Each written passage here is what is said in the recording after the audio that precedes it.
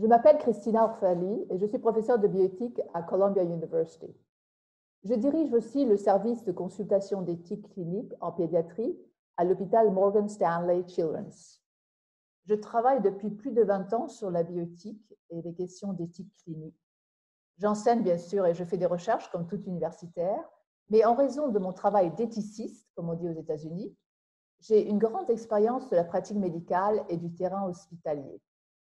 J'ai donc mené plusieurs enquêtes et études sur la comparaison France-États-Unis autour de ces questions de l'éthique médicale.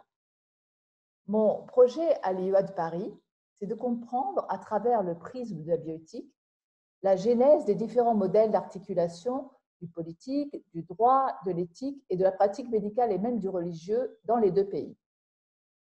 Les États-Unis ont fait de l'autonomie du patient le principe central de leur modèle bioéthique, tandis que la France, elle a développé un modèle alternatif, parfois présenté comme opposé, fondé sur la dignité.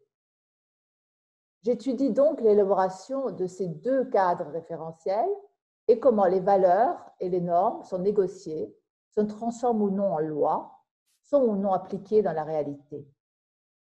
Au fond, la question centrale qui me passionne est la suivante: comment chaque contexte national, en dépit des similitudes de dilemme éthique, va délimiter et gérer ce qui est socialement ou moralement acceptable ou non.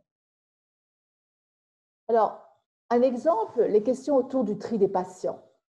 Tri des patients durant la pandémie, la phase la plus grave de la pandémie, c'est-à-dire l'accès à l'hôpital et l'accès à la réanimation.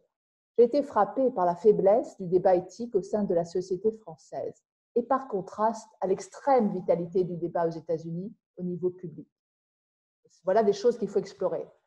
Pour conclure, j'espère, malgré les restrictions pandémiques, pouvoir profiter de la diversité intellectuelle de l'IEA, car c'est bien de cette multidisciplinarité que se nourrit finalement la réflexion bioéthique.